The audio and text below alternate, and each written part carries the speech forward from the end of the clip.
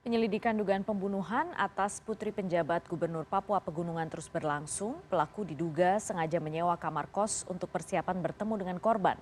Waktu tersangka menyewa kamar kos bersamaan dengan saat tersangka berkenalan dengan korban di media sosial.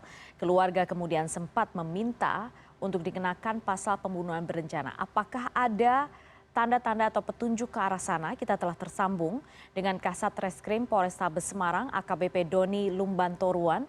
Pak Doni, selamat malam.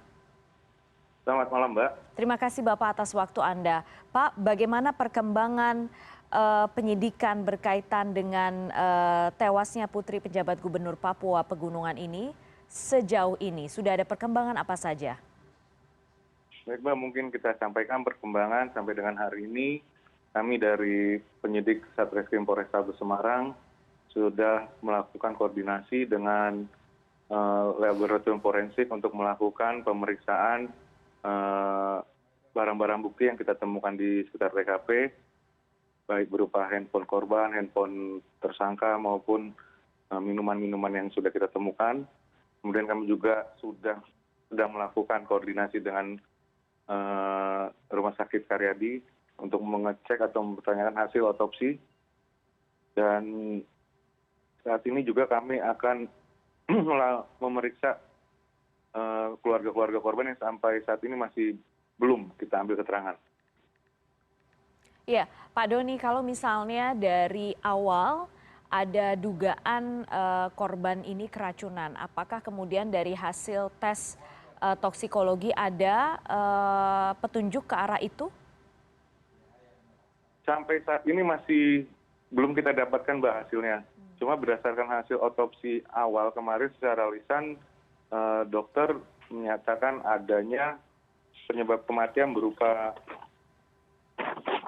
mati lemas atau afiksia, berupa gagal nafas dan keracunan. Nantinya masih kita perlu hasil lebih lanjut dari pernyataan dokter tersebut.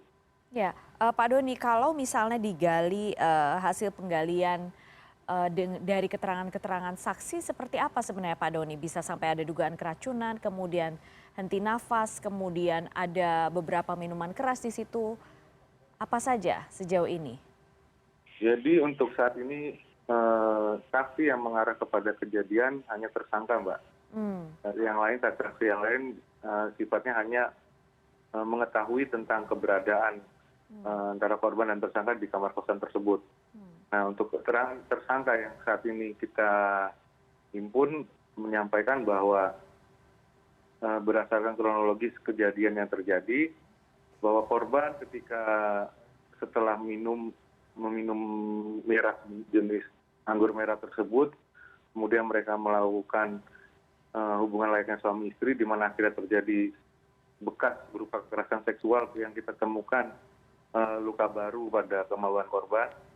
Kemudian setelah dilakukan hubungan seksual itu, korban sempat merasa pusing kepalanya dan merasa mual-mual tapi tidak bisa muntah. Dari situ kemudian korban meminta diberikan air.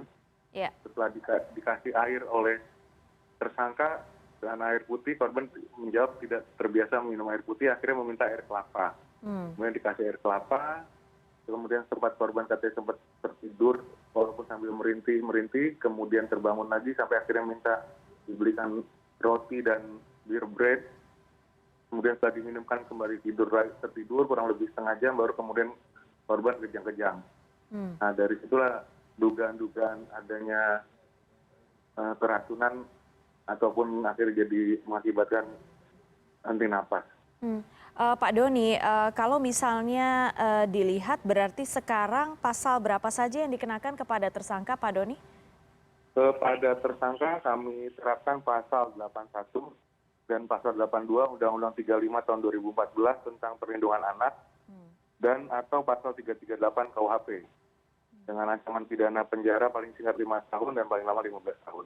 Ya, bagaimana dengan permintaan keluarga yang menduga ada pembunuhan atau dugaan pembunuhan berencana? Karena dari informasinya bahwa tersangka memang berniat untuk menyewa kos itu sesaat setelah berkenalan dengan korban di media sosial untuk bertemu dengan korban. Apakah itu betul informasi itu, Pak Doni?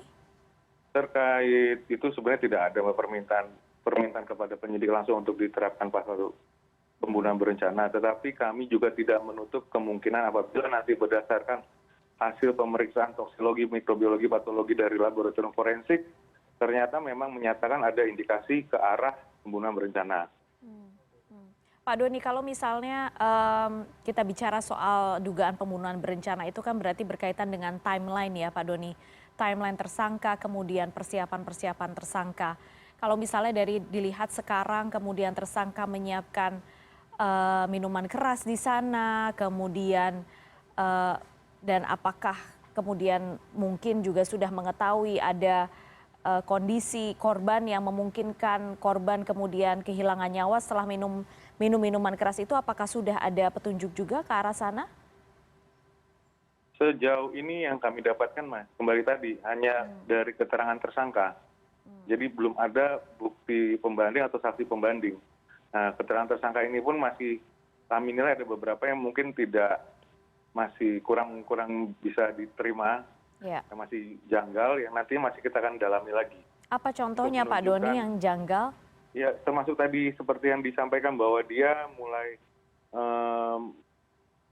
post di situ pas hampir berkenalan dengan waktunya dia berkenalan dengan korban di sekitar tanggal 3 Mei tersebut.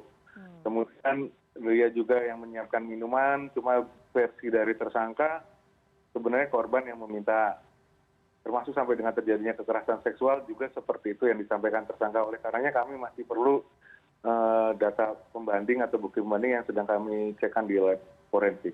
Iya, kapan targetnya itu kemudian hasil bisa didapatkan, Pak Doni?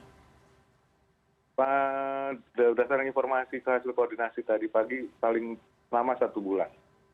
Pak Doni, kalau misalnya sekarang keterangan hanya berasal dari satu tersangka, langkah apa yang kira-kira akan kemudian dilakukan oleh polisi untuk memastikan beberapa klaim-klaim yang disampaikan tersangka ini, Pak Doni? Nanti kita akan memeriksa saksi-saksi terkait masalah di kos-kosan tersebut, memang mulai kapan dan sejak dan apa yang dilakukan tersangka selama di kos-kosan, apakah digunakan atau tidak, banyak yang akan bisa kita kembangkan, Pak. Dan untuk mengecek kebenaran dari keterangan tersangka tersebut. Baik. Dari ahli-ahli yang akan kita periksa kemudian. Oke, baik. Pak Doni, terima kasih banyak sudah bergabung malam hari ini di CNN Indonesia. Kasat Reskrim Polrestabes Semarang AKBP Doni Lumbantoruan. Terima kasih, Pak. Terima kasih, Mbak Putri.